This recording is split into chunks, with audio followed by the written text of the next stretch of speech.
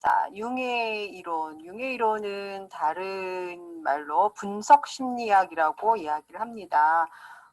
융은 앞서서도 말씀드렸지만 이제 프로이드의 제자였어요. 그래서 이제 굉장히 프로이드를 존경하고 추종하던 그런 제자였는데, 1910년, 1912년인가? 둘이 이제 미국에 있는 이제 정신분석 학회에 참여하면서 굉장히 많은 이야기를 나눈 끝에 둘 간에 서로 합의되지 않은 부분이 바로 그 리비도라고 하는 에너지에 대한 부분이었다라고 해요. 프로이드 같은 경우에는 리비도와 이제 굉장히 성적인 그런 에너지다라고 했는데, 그러니까 너무 이제 프로이드가 인간을 설명하는 데 있어서 성에 대해서 지나치게 강조를 한 거에 융은 이렇게 약간 공감할 수 없었다라고 얘기를 해요. 그래서 리비도라고 하는 에너지가 있다라는 거는 이해하고 공감하지만 그것이 성이라고 하는 거에는 공감할 수가 없었고, 그래서 그 이후에 둘이 결별을 하게 됐다라고 얘기를 합니다. 그래서 둘이 결별한 이후에 이제 프로이드 같은 경우에는 오스트리아를 중심으로 정신분석 학파를 발전시켰고, 융은 이제 스위스에서 분석심리학파를 발전시키면서 1920년대에 그 유럽 사회를 이끄는 큰 양대 산맥이었다라고 얘기를 합니다. 자, 그래서 융의 심리학은 우리가 이제 분석 심리학이다라고 이야기를 해요. 자, 융은 이제 스위스 출신이고요. 아버지가 목사였어요. 그래서 어려서부터 굉장히 종교적인 거에 대해서 영향을 많이 받았다라 그래요. 그래서 항상 이제 융은 이제 그런 종교적인 어떤 가르침, 너무 지나치게 종교를 강조한 그런 분위기가 되게 답답했다라고 했습니다. 그럼에도 불구하고 융 같은 경우에는 굉장히 그 종교적인 거를 아무래도 이제 배제시킬 수는 없었을 거예요. 그러면서 굉장히 신비롭고, 그 다음에 되게 비이성적이고, 약간 심령에 가까운 이제 그런 거에 되게 관심이 많았었다라 그래요. 실제로 이제 융의 분석 심리학도 보면은 되게 신비로운 그런 측면이 많아요. 그래서 좀 과학적이진 않지만 되게 신비롭고, 어찌 보면은 어떤 탐험가 같은 이제 그런 신비를 탐험해가는 어떤 신비의 세계를 탐험해가는 그런 탐험가 같은 그런 느낌의 학자라고 심리학자라고 이야기를 할 정도예요. 자, 어쨌거나 이제 이 융도 정신과 의사였죠. 그래서 정신과 의사로 이제 프로이드를 만났고, 이제 그러면서 프로이드와 좋은 관계를 맺다가 프로이드의 그런 성에 대한 거에 반발을 하면서 결별을 했다라고 합니다. 그 이유는 이제 그러니까 프로이드 같은 경우에는 오이디푸스 컴플렉스가 어떻게 보면 프로이드 이론의 정점이거든요. 그래서 그러니까 엄마에 대한 그런 어떤 이성적인 감정, 그다음에 아버지에 대한 적대감, 이제 이런 것들이 어떤 그 프로이드 이론의 하나의 커다란 그 핵심이라고 보여져요. 근데 융의 어린 시절은 이제 어머니가 되게 아프셨대요. 그래서 어머니가 융이 3살 때부터 그러니까 정신적인 그런 어떤 질환을 앓고 계셔서 계속 이제 시설을 들락날락하면서 어머니하고 그렇게 큰 유대감이 있지 않았다라고 합니다. 이제 그런 과정 속에서 이 오이디푸스 컴플렉스를 받아들이기는 쉽지 않았다. 자기 어린 시절을 돌이켜봐도 그렇지 않았는데 이것은 좀 과도하다라고 하는 이제 그러한 서로 반대되는 입장을 취하면서 결별을 하게 됐다라고 합니다. 자, 그래서 융의 이제 이론에 대해서 융의 생애에 대해서 간단히 얘기하고요. 융의 이론에 대해서 다시 한번 좀 핵심적인 것들만 잠깐 말씀드리고 본격적으로 개념들을 알아보도록 하겠습니다. 자, 융은 인간의 행동에 있어서 프로이드와 마찬가지로 의식과 무의식이 있다라고 이야기를 합니다. 그래서 의식되어지는 것보다는 실은 무의식에 의해서 인간이 더 많이 영향을 받는다. 이거는 프로이드하고 같은 궤를 같이 하는 얘기죠. 그렇죠? 그래서 무의식이 중요하다라고 했는데 이 무의식에 대해서 프로이드는 그냥 단순히 개인적인 어떤 무의식이라고 한 거에 비해서 이 융의 무의식은 개인적인 무의식도 있지만 우리가 집단 인류라고 하는 이 종이 가지고 있는 집단적인 그런 무의식도 있다. 그래서 개인 무의식과 무의식은 집단 무의식이 있다. 그래서 어찌 보면 개인 무의식보다 이 집단 무의식이 여러분들이 아마도 인간으로서 태어나기 이전부터 인간에게 고유하게 내재되어져 있는 무의식들이에요. 그래서 이런 것 것들이 어떻게 보면 더 심층적인 저 아래, 인간의 무의식 저 아래에 있는 거다라고 얘기를 하죠. 그래서 이 부분이 굉장히 프로이드하고 다른 부분이고요. 그 다음에 프로이드 같은 경우에는 아동기의 발달이 굉장히 중요했다라고 얘기를 하잖아요. 그래서 만 5세 이전의 발달이 인간의 성격을 결정짓는다라고 한 반면에 융은 아동기나 또는 성인기를 그렇게 강조하진 않았어요. 여기는 성인기 발달이라고 했는데 성인기에서도 성인 후기, 이제 오히려 중년기에 이르는 그 40세 이후의 발달에 훨씬 더 강조점을 두었고, 그러니까 융의 이론은 그거예요. 인간이 인간으로서 온전한 나라고 하는 걸 찾아가는 것, 그것이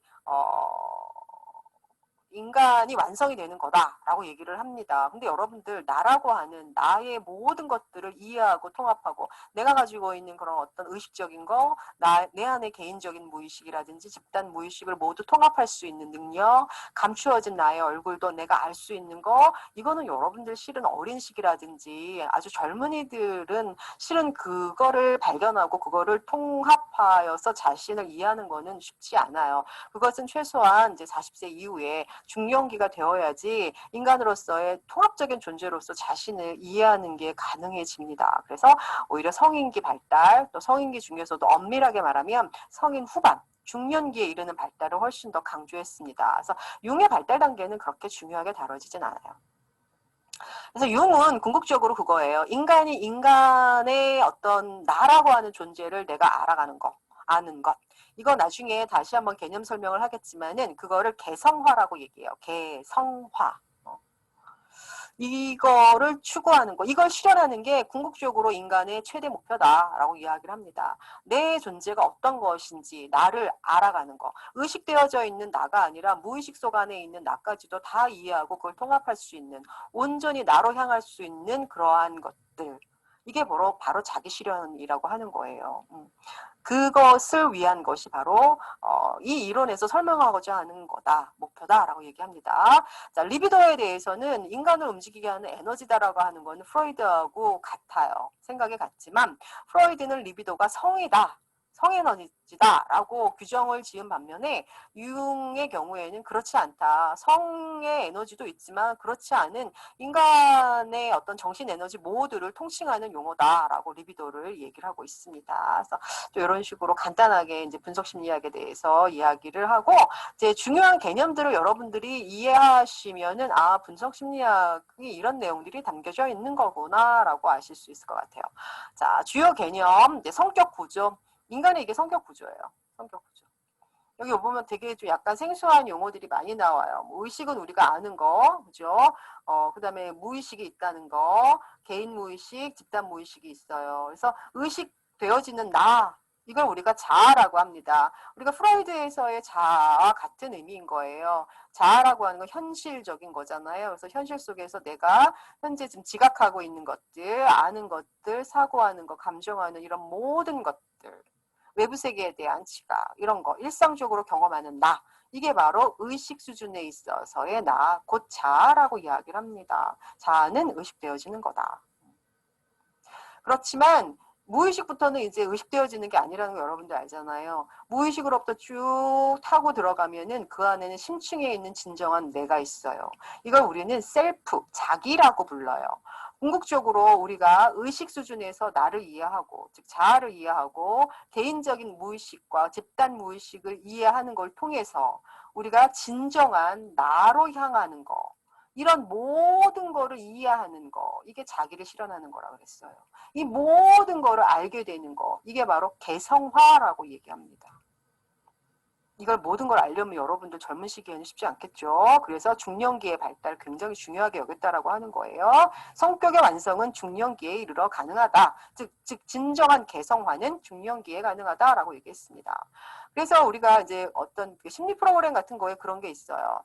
나를 찾아 떠나는 여행, 뭐 이런 거 있어요. 진정한 진정한 자기를 향해서 내가 갖고 있는 나의 모두한 이러한 모습들을 내가 진정으로 파악하고 알 수 있는 그러한 나로 향하는 여행.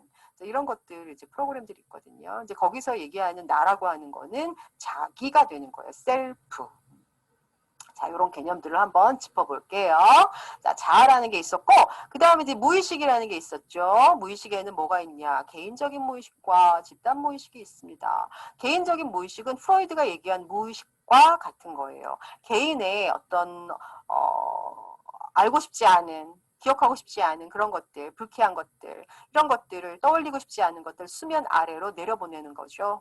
내려보내는 거예요. 그래서 뭔가 해결되지 않은 미해결된 그러한 감정이라든지 기억이라든지 이런 것들이 경험들이 무의식 안에 숨어져 있습니다. 그러면서 끊임없이 자아하고 교류를 하기는 해요. 그러면서 꿈으로 나타나기도 하고 그렇다고 하는 거죠. 뭐 여러 가지 뭐 최면이라든지 이런 걸 활용하기도 했어요. 그런 걸 통해서도 이런 개인적인 무의식을 우리가 통찰할 수 있다, 탐험할 수 있다라고 얘기를 합니다. 자, 뭐 전의식과 유사하다라고 했는데요. 전의식과 유사하면서도 플러스 프로이드의 무의식과 유사합니다. 왜냐하면 개인 무의식이기 때문에 어느 부분에 있어서는 내가 이해하지 못하는, 알지 못하는 부분들이 숨어져 있다라고 하는 거예요. 자, 그래서 하나의 어떤 공통된 주제에 관한 감정, 사고, 지각, 기억 따위가 무리로 되어져 있어요. 그걸 우리가 컴플렉스라고 합니다. 무의식 안에 숨겨져 있는 어떤 축적되어져 있는 덩어리들. 이게 컴플렉스예요. 자, 예를 들면 여러분들 그거예요. 컴플렉스라고 하는 게 개인 무의식 안에 그림 다시 볼게요. 개인의 무의식 안에 뭐가 있다? 컴플렉스가 있다라고 하는 거예요. 컴플렉스는 뭔가 해결되지 않은 어떤 감정, 사고, 경험 이런 것들의 집합체다, 덩어리다라고 하는데 여러분들 나도 모르게 텔레비전을 보는데 나도 내가 왜 그런지 모르겠는데 갑자기 어느 순간 어느 한 포인트에서 갑자기 막 눈물이 나요. 갑자기 나도 왜 그런지 모르겠는데 어느 한 포인트에서 갑자기 막 화가 나요. 뭐 이런 것들, 이런 것들이 있다라고 하는 거는 이 개인 안에 뭔가 너가 해결되지 않은 컴플렉스가 있다라고 하는 거죠. 뭔가 축적된 해결되지 않은 개인 무의식 안에 경험들이 있구나라고 하는 거예요. 그런 것들이 내가 어떤 행동을 하거나 감정을 느끼거나 할 때 영향을 준다라고 하는 거예요. 네, 그런 거죠. 엄마에 대한 어떤 부정적인 감정을 가지고 있고, 이제 그런 것들이 나의 컴플렉스, 개인 컴플렉스예요. 개인적인 어떤 무의식 안에 담겨져 있단 말이에요. 자, 그러면 내가 여자에 대해서, 남자겠죠? 여자에 대해서 이상한 어떤 부정적인 감정을 늘 갖게 되는 거야. 여자들은 뭐 다 어쩌고저쩌고 뭐 이런 식으로. 자, 이런 것들을 볼 때, 개인 안에 뭔가 해결되지 않는 그런 어떤 감정이나 사고나 경험의 덩어리들이 있구나. 자, 이걸 우리가 컴플렉스라고 이야기를 합니다. 개인 무의식. 자, 그런데 우리가 이 프로이드와는 달리 융은 인간의 무의식은 개인 무의식만 있는 게 아니라 집단 무의식도 있다라고 얘기합니다. 집단 무의식은 여러분들이 태어나기 전에 인류가 이렇게 탄생하면서 인류라고 하는 이 종이 갖고 있는 어떤 경험들, 기억들, 뭐 생각들이라고 할 수 있습니다. 여러분들 그런 거죠. 비가 우리가 안 와요. 그러면은 주로 어딜 쳐다봅니까? 하늘을 쳐다보죠. 뭐 이런 것들. 뭐 아니면은 뭐 하늘에 대해서 뭐 기도를 한다거나 빈다거나 뭐 이런 거죠. 자, 이런 게 어떻게 보면은 우리나라만 그런 게 아니라 전 인류가 모두 일단 비슷한 양상을 가지고 있는 거예요. 근데 이걸 우리가 배운 것도 아닙니다. 이거는 인류라고 하는 이 종족이 태어나면서 탄생하면서부터 인류에게 이 스며들어져 있는 어떤 문화, 의식이라고 할 수 있는 거예요. 자, 우리가 흔히 이거를 그러니까 이 집단 무의식이 어떤 조직되어져 있는 어떤 형태를 우리가 원형이라고 부른다는 거예요. 그래서 신화라든지 종교라든지에서 발견되는 어떤 이미지들이 있잖아요. 우리가 벽화를 보면서 우리가 그 시대 사람들의 생활이라든지 문화라든지 종교라든지 이런 것들을 이해하고 지금도 공감하는 부분들이 있다라고 하는 거는 그거는 집단이 갖고 있는 무의식이라고 하는 게 서로 유사하기 때문에 그러고 우리는 그러한 무의식이 다 집단적으로 존재하고 있다라고 하는 거예요. 그래서 물론 이제 그 무의식이 개인에게 나타나는 모습들은 조금 다를 수 있지만 모든 인류가 가지고 있는 공통된 어떤 속성이고 이제 우리가 그걸 하나의 원형이다 라고 부르는 거예요. 여러분들 뱀이라고 하는 건 어떤 존재예요? 책에는 물론 나오지만 뱀, 뭐 어둠 이런 거는 주로 어떤 걸 상징합니까? 두렵다. 그렇죠? 뭐 이런 것들을 모든 사람들이 공통적으로 기억되는, 경험되는 어떤 것들이잖아요. 자, 이런 것들 배운 것도 아니고 내가 어떤 경험에 의한 것도 아니지만 내가 태어나기 전부터 나에게 저장되어져 있는, 즉 유전되어져 있는 어떤 기억들이라고 볼 수 있는 거예요. 자, 그게 집단 무의식이다라고 융은 얘기를 했습니다. 이런 집단 무의식도 인간 행동에 여기 나오죠. 깊숙한, 개인 무의식보다 더 깊어요. 깊숙한 부분에서 인간에게 영향을 미치는 무의식이다라고 하는 거죠. 그래서 내가 이런 개인적인 어떤 무의식, 이 안에 담겨져 있는 나의 컴플렉스, 집단 무의식, 이런 것들을 모두 알 수 있고 이해하고 그것조차도 나라고 하는 거를 이해하는 거, 그래서 찾을 수 있는 게 바로 진정한 나, 자기라고 하는 거예요. 그 다음에 성격의 이제 여러 가지 구조들 중에 또 이 중요한 개념을 얘기를 하나를 했는데요. 페르소나라고 하는 개념을 얘기했어요. 여러분들 페르소나 지금 이거예요. 가면을 쓰고 있는 거 여러분들 들어보셨을 거예요. 이 용어는. 페르소나라고 하는 거는 진정한 나가 아니라 진정한 자기, 진정한 나가 아니라 가면 속에서 가면에 가리워진 거예요. 가면을 쓰고 있는 나가 되는 거죠. 그래서 자아의 가면이에요. 그래서 개인이 외부에 보여지는 이미지인 거예요. 예를 들면 그거죠. 여러분들 모두 다 내가 하고 싶은 대로 이 사회적인 생활을 해나갈 수는 없어요. 여러분들이 학생이어서 만약에 저와 함께 대면 수업을 한다면 여러분들이 엄마하고 집에서 싸우고 와서 무지하게 기분이 나쁜 상태로 왔어요. 그렇다고 내 수업 시간에 막 나한테 성질을 내거나 화를 내거나 찡그리고 있거나 하진 않잖아요. 여러분들이 학생으로서의 역할을 하기 위해서 조금은 기분은 나쁘지만 그래도 가면을 쓰고 교수님과 그래도 조금 그렇게 얼굴 붉히는 그러한 상황을 만들지 않으려고 노력하는 그러한 모습, 그러한 노력, 이건 여러분들의 현재의 마음을 가면을 쓰고 숨기고 여러분들이 사회적인 어떤 생활을 하기 위해 모습을 이렇게 가면으로 가린 거예요. 이게 바로 페르소나입니다. 자, 우리가 페르소나는 여러분들이 어떠한 지금 상황에 처해 있느냐에 따라서 가면이 되게 여러 가지예요. 집에 갔을 때 가면, 그 다음에 학교에 있을 때 페르소나, 그 다음에 뭐 남자친구나 뭐 혹은 뭐 이성친구를 만났을 때 페르소나, 아니면 정말 싫은 사람을 만났을 때 페르소나가 모두 다를 수 있다라고 하는 거죠. 그거는 뭐냐면 여러분들이 사회가 여러분들에게 부과한 역할이 있습니다. 그 역할을 잘하기 위해서는 여러분들이 그 기대에 맞는 배역을 해야 된다는 거예요. 학생으로서의 배역, 딸로서의 배역 등등등. 그러기 위해서는 그 역할에 맞는 페르소나로 여러분들이 사셔야 된다라고 하는 거죠. 어찌 보면 진정한 자기의 모습은 아닐 수 있다라고 하는 거예요. 자, 페르소나의 목적은 남에게 뚜렷한 인상을 주는 거죠. 난 이런 사람이야 라고 하는 거죠. 반드시 그렇지는 않지만 이따금 본성을 감출 때도 많은 거예요. 물론 모두 페르소나라고 해서 거짓자기를 얘기하는 건 아니지만 때로는 여러분들이 감추고 싶은 것들을 감추면서 그 여러분들에게 부여된 역할을 잘하기 위해서 페르소나를 우리가 사용한다라고 하는 겁니다. 특히나 여러분들이 이제 젊은 여러분들은 여러분들의 진정한 본성을 드러내기보다는 사회에서 부과하는 여러분들에게 부여되는 것들을 하기 위해서는 많은 경우에 이러한 그 역할마다의 페르소나를 가지고 있게 될 거라고 보여집니다. 자, 그 다음에 페르소나 요거 말고 요거 먼저 할까요? 페르소나는 이제 사회에서 부여되는 역할을 하기 위해서 내가 뭔가 나의 본성을 드러내지 않고 뭔가 가면을 쓰고 그 역할에 충실해야 하는 거라고 하면은 여러분들 모두는 이러한 그 페르소나 이면에 뭔가 감추어진 정말 드러내고 싶진 않지만 뭔가 여러분들이 드러내기 어려운 그런 뭐 충동적이고 본능적이고 동물적인 본성이 있어요. 실은 이거를 드러내는 거는 굉장히 어려운 거예요. 왜냐하면 사회적으로 용납되지 않는 경우도 많기 때문에 그렇습니다. 누구를 파괴하고 싶거나 뭐 누구를 뭐 어떻게 하고 싶은 이제 그런 동물적인 본성들이 우리 안에는 모두가 있어요. 자, 그걸 우리가 섀도우 또는 음영이라고 이야기를 합니다. 자, 이런 것들이라고 해서 자기 상과 대부분 이제 반대되는 것들이라고 볼 수가 있습니다. 그래서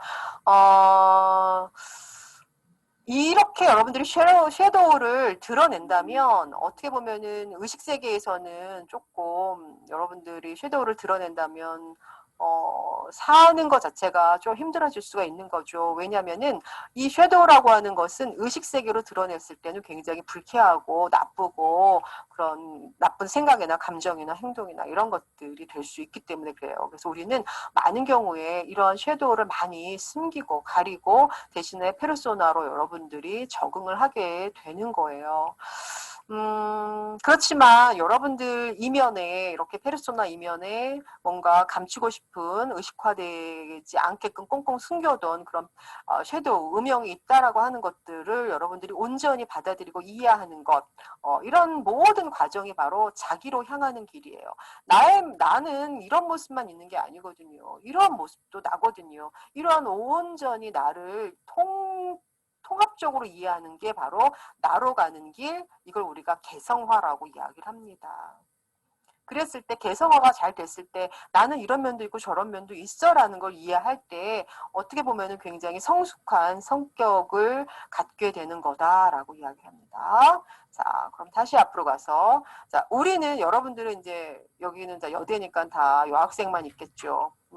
자, 우리는 이렇게 여성이건 남성이건 간에 보여지는 성은 이렇습니다만 그 이면에는 서로 우리와 반대되는 성향들이 있다라고 하는 거예요. 우리 본질적으로 우리는 양성성을 가지고 있다라고 이야기를 합니다. 여성이지만 어떤 남성성이 내 안에 숨어 있고 남성이지만 여성성이 그 안에 숨겨져 있다라고 하는 거죠. 인간은 모두 이렇게 양면성을 가진 존재라고 하는 거죠. 하지만 많은 경우에 우리가 어렸을 때라든지 뭐 이렇게 젊은 시절에는 사회에서 요구하는 거는 그 성이 원하는 그 성에게 부여된 것들을 하기를 원해요. 그래서 여러분들의 페르소나로 가리고 그 성에서 요구하는 그 성이 이렇게 해야 하는 그런 어떤 사회적인 규범이라는 게 아직까지는 있잖아요. 그렇죠. 아직 좀 너무 구시대적인가요? 그럼에도 불구하고 그런 게 있지 않습니까? 자, 그러면 우리는 그대로 행동을 보통 하죠. 하지만 모두에게 이렇게 내면에는 이렇게 반대되는 성들이 있다라고 하는 거예요. 무의식적으로 그런 것들이 있다라고 하는 거죠. 근데 이런 것들을 중년기쯤 되면은 내 안에 여성성, 내 안에 남성성 이런 것들을 알고 그런 것들이 툭툭 튀어나와요, 여러분. 예를 들면은 왜 아버지들이 중년기가 되면은 유난히 이제 가정적이 되시면서 갑자기 뭐 냉장고에 뭐가 있지, 뭐 이건 날짜가 지났네, 막 이러면서 되게 막 그런 거에 집안 살림에 관심을 갖는다거나, 뭐 아니면은 갑자기 이제 막 드라마를 보고 막 아버지가 우신다거나, 저도 많이 경험합니다, 집에서. 우리 남편이 많이 우는 걸 많이 봐요. 냉장고 여는 것도 많이 봅니다. 그래서, 여성성이 있구나라는 걸 저는 느껴요.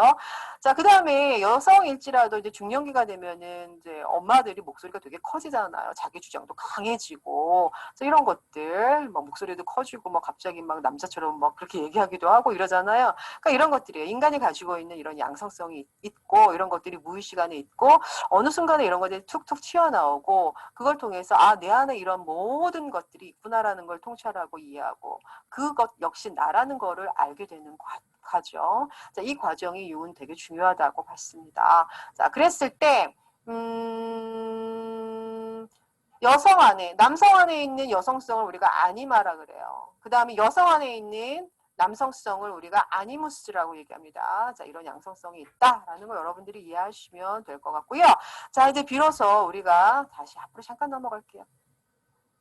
여기까지 왔잖아요. 원형이라고 하는 거, 그 다음에 개인 무의식 안에 있는 여러 가지 컴플렉스도 있고, 또 개인 무의식 안에는 여러 가지 페르소나도 있고, 이렇게 그림자들이 있죠. 음영은 아무래도 무의식 안에 있는 거예요. 페르소나는 내가 현재 의식 수준에서 하는 것들이 페르소나라고 합니다. 이런 모든 것들을 내가 뚫고 들어가서 이게 진정한 나야라고 하는 걸 알게 되는 거, 그게 바로 셀프. 자아가 아니라 셀프, 자기입니다. 자, 진정한 셀프를 이해하는 거, 이런 모든 거를 통합해서 이해하는 게 바로 셀프다라고 이야기를 합니다. 그래서 성격의 구조 맨 마지막에 설명되어지는 게 자기예요. 어찌 보면 우리 중심, 우리 성격의 핵심이 되는 거예요. 그래서 우리 성격이 이런 것도 있고 저런 것도 있어. 그러니까 우리 성격을 전체적으로 통합할 수 있는 능력. 그러면서도 안정적으로 내가 내 성격이 안정적인 상태로 이렇게 쭉 유지될 수 있게끔 하기 위한 그런 내 안의 본질적인 것들. 이런 거를 우리가 자기라고 합니다. 그래서 자기는 뭐 자, 그 그다음에 그 안에 있는 의식, 무의식 이런 걸 모두 포괄하는 거예요. 그래서 진정한 나, 진정으로 이런 모든 거를 가지고 있는 게 나야라고 하는 걸 이해하는 거. 즉 통합성을 추구하는 거. 이게 바로 자기라고 볼 수 있습니다. 자, 이러한 거. 내 안에는 내가 이런 페르소나가 있지만 내 안에는 이런 컴플렉스도 있고 이런 아니무스도 있고 이런 섀도우도 있고 이런 집단 무의식도 있는 거야 라는 거를 통합적으로 이해할 수 있는 과정, 그거에 이르는 길, 이걸 우리가 개성화라고 얘기합니다. 진정 자기 성격을 알아가는 거예요. 어찌 보면. 그래서 자기는 개성화를 통해 성격이 충분히 발달될 때까지, 즉 중년기까지 잘 드러나지 않아요. 이런 것들, 음영이라고 하는 거, 내가 아는 거, 그 다음에 아니무스, 이런 것들이 잘 드러나지 않아요. 근데 이제 중년기가 이르러서 어느 정도 이제 내가 사회에 어떤 가면을 쓰고 뭘 해야 되고 이러지 않아도 되는 어느 정도의 시기가 되면은, 내 안에 있는 이런 전반적인 모습들을 본인이 알아가게 되는 거죠. 이제 그러면서 드러나게 되고, 이것이 전체 나의 인격이라는 거를 이해할 수 있게 되는 것. 이게 바로 자기예요. 자기는 전체적인 나예요. 통합적인 나예요. 자, 그래서 우리가 성인기, 여러분들 젊은 시절까지는 이거를 여러분들이 이해하는 거는 쉽지 않다라고 얘기했고, 그래서 중년기의 발달을 융이 중요시 여긴다라고 하는 게 이런 의미라고 볼 수가 있습니다. 자, 그래서 개성화에 대해서 잠깐만 다시 한번 말씀드릴게요. 개성화는 아까도 얘기했지만 진정한 셀프로 향하는 거예요. 진정한 자기가 되는 거예요. 이런 모습도 나고 저런 모습도 나야 라는 거 아는 거죠. 그래서 여기 있는 보여지는 모습만이 아니라 보여지지 않는 이런 모습도 나고 이런 전체가 바로 나야라는 거를 알게 되는 과정, 그게 바로 개성화입니다. 그래서 무의식적인 내용을 의식화하는 거고 통합하는 거예요. 개인이 타인으로부터 분화되어 가는 거죠. 내가 당신과는 다른 존재로서 나는 나의 이런 고유한 모습을 가지고 있습니다. 라는 게 분화입니다. 분화. 내가 엄마와 똑같은 얼굴을 하면서 똑같은 모습으로 이렇게 사는 게 아니라 그럼에도 불구하고 내 안에 내가 이런 모습들이 다 있다라고 하는 걸 내가 다 이해하는 능력. 그래서 온전히 자기를 아는 것, 온전히 자기를 인식하는 것, 이게 바로 개성화라고 볼 수 있습니다. 자, 성격 발달은 이렇게 개성화가 되는 것, 개성화를 이루는 것, 이게 성격 발달이 최고점이다라고 얘기를 해요. 자, 이게 바로 자기를 실현하는 거죠. 그렇기 때문에 젊은 시기절까지는 열심히 페르소나에 가려서 많이 살아요. 하지만 이제 비로소 중년기에 이르러서는 이제 좀 더 자기가 자기다워질 수 있는 거예요. 그래서 인생의 전반부에는 자기의 방향이 보통 다 외부로 향하죠. 자아, 보여지는 나의 모습, 사회가 요구하는 나의 모습대로 산다면 인생의 후반부에는 그러한 모습과 진정한 본연에 숨겨져 있는 나의 모습, 내부로 향해요. 이런 모습도 다 이해하고 알고 이런 것들을 다 통합할 수 있는 그런 능력이 발달한다라고 하는 겁니다. 이게 개성화가 곧 다시 말하면 자기 진정한 셀프를 찾아가는 겁니다. 자, 우리가 이 융의 이론에서 굉장히 많이 나오는 개념이 여러분들 혹시 이제 성격 유형, 심리 유형 이런 거 지금 여러분들이 알고 있는 건 이제 MBTI 이런 유형일 거예요. 그렇죠? 그래서 이 MBTI는 융의 이론을 나중에 조금 더 덧붙여서 한 가지의 유형을 얘를 덧붙여서 MBTI를 만든 거고요. 융은 여기까지 설명을 했어요. 그래서 이러한 거에 따라서 성격 유형이 결정된다라고 하는 거를 그게 이론을 토대로 발표를 했습니다. 그래서 이 성격 유형은 이제 성격 범주죠. 이런 범주에 속한 사람들은 이런 성격, 이런 범주, 이런 거예요. 범주와 같은 거라고 보시면 됩니다. 그래서 같은 범주에 속한 사람들은 좀 더 비슷한 그런 어떤 특징이나 이런 성향을 지닌다, 성격을 갖는다라고 하는 그러한 유형을 발표를 했습니다. 그래서 유형은 크게 이제 두 가지로 분류하여서 여러 가지 기능들을 두 가지로 분류하여서 설명하고 있어요. 하나는 태도. 태도는 이제 방향이에요. 에너지의 방향이에요. 태도는 에너지가 안으로 향하느냐, 에너지가 밖으로 가느냐. 이건 아시겠죠, 여러분들? 내향적이냐, 외향적이냐 이거예요. 그 다음에 이 사람이 갖고 있는 심리의 기능. 즉 심리의 태도는 이제 안으로 가느냐 밖으로 가느냐 이거고요. 이 사람이 가지고 있는 심리의 여러 가지 기능들에 따라서 또 분류가 돼요. 사고형이냐 감정형이냐. 아니면 감각형이냐, 직관형이냐 이런 식으로 분류를 하게 되는 거죠. 그래서 큰 뭉뚱그리로 이렇게 태도에 따라서 내향, 외향으로 나누고 그다음에 심리가 가지고 있는 그 기능에 따라서 감각이냐, 직관이냐, 사고냐, 감정이냐 이런 식으로 세 파트로 나누어서 심리 유형을 구분을 했습니다. 자, 보면 이제 태도는 그거예요. 태도는 그 심리의 방향이에요. 방향이 내향적이냐, 외향적이냐. 외향적인 사람은 뭔가 막 참여하고 막 드러내고 이런 거고, 내향적인 사람은 이제 뭔가 잘 안 하고 숨기고 뭐 이런 거죠. 좀 이제, 그쵸. 에너지가 내부로 향하는 사람들이니까. 자, 그랬을 때, 아우, 소리. 자, 내향성, 외향성, 태도에 따라서 내향성, 외향성으로 구분 지어요. 근데 인간은 누구나 다 있어요, 이게. 뭐 내가 외향적인 성격을 가지고 있다라고 얘기를 해요. 만약에 그러면은 나는 외향적이기만 한가? 그렇지 않아요.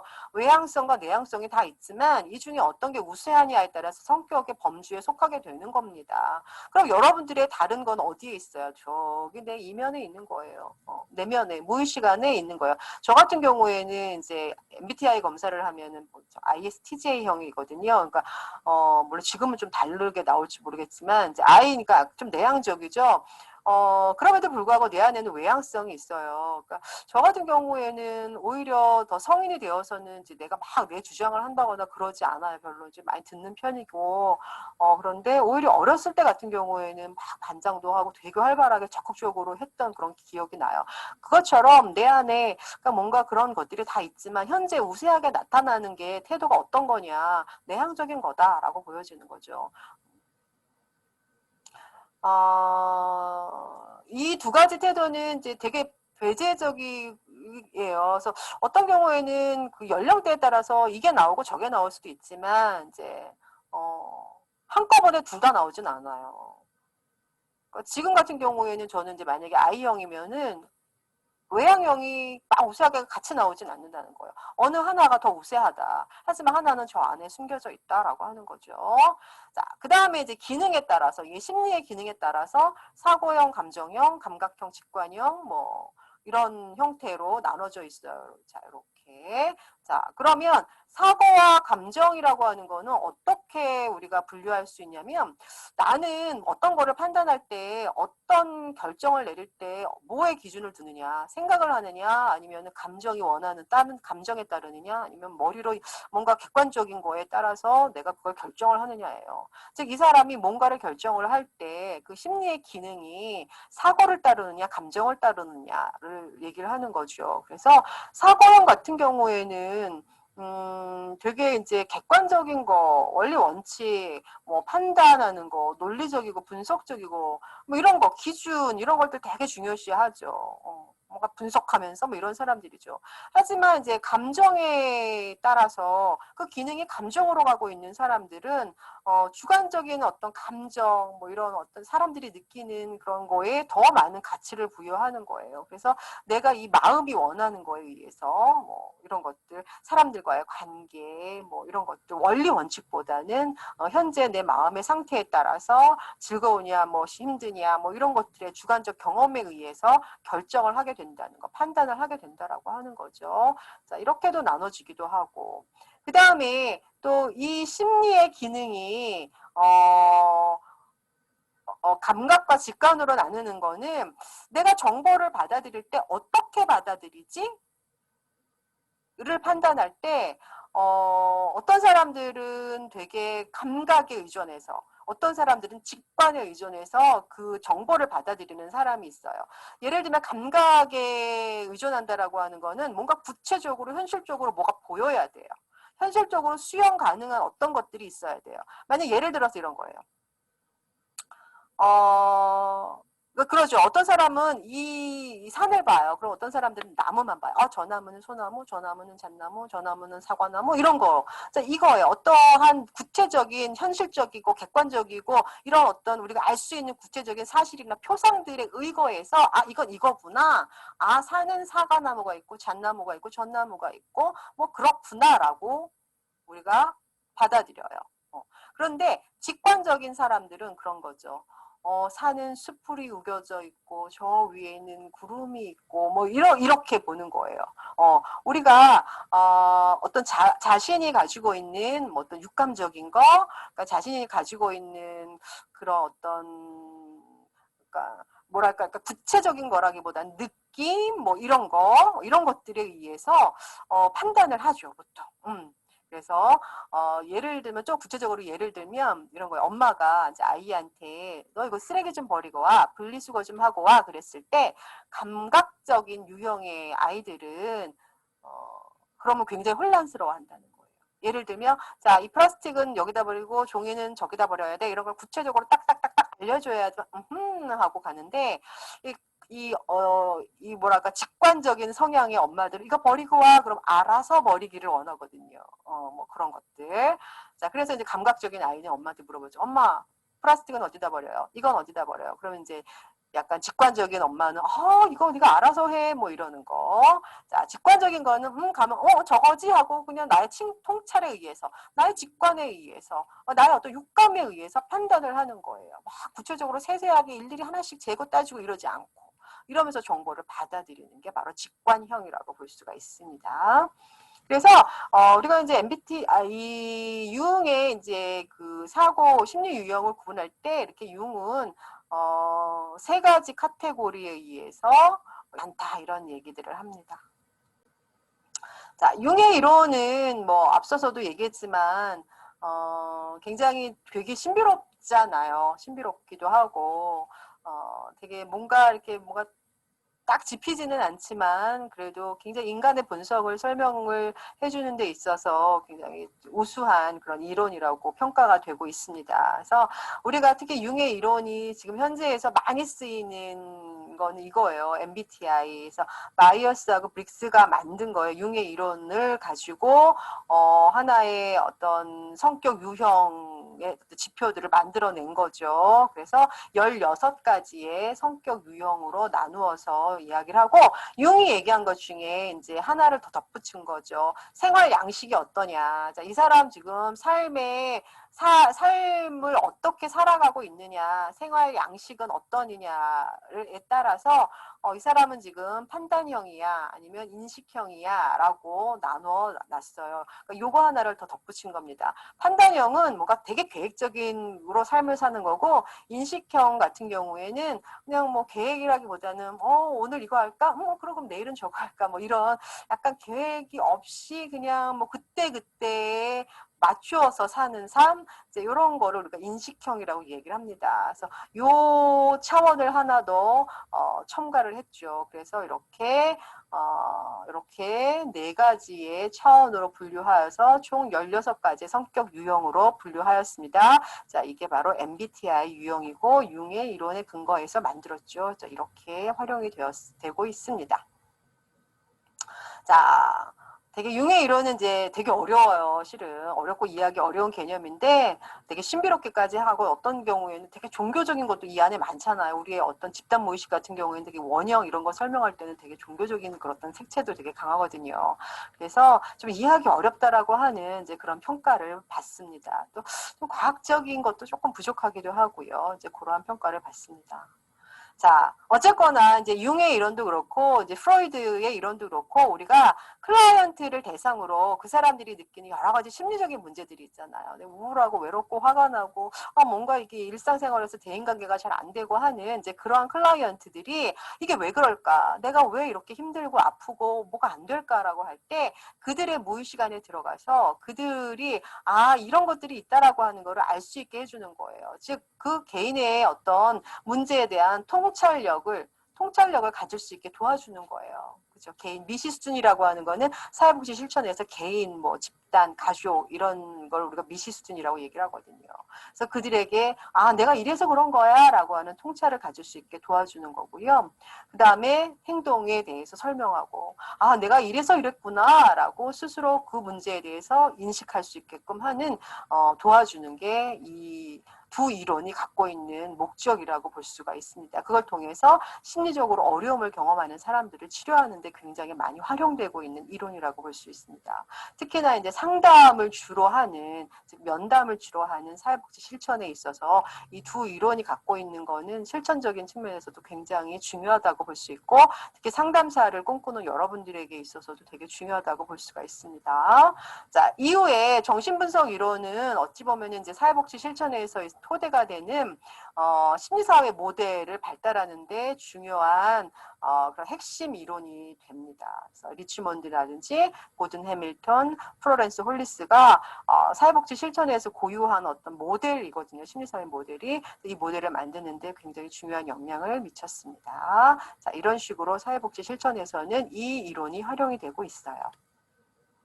자, 여러분 잘 들으셨습니까? 자, 이 이론 들으시고 관련돼서 제가 몇 가지 문제 올려놨으니까 여러분들 풀어보시면은 아, 이런 거였구나라고 이해하실 수 있을 것 같아요. 질문 있으시면 언제라도 저에게 질문해 주시고요. 다음 시간에는 에릭슨과 아들러의 이론에 대해서 수업하도록 하겠습니다. 자, 한 주 동안 잘 지내주시기 바랍니다.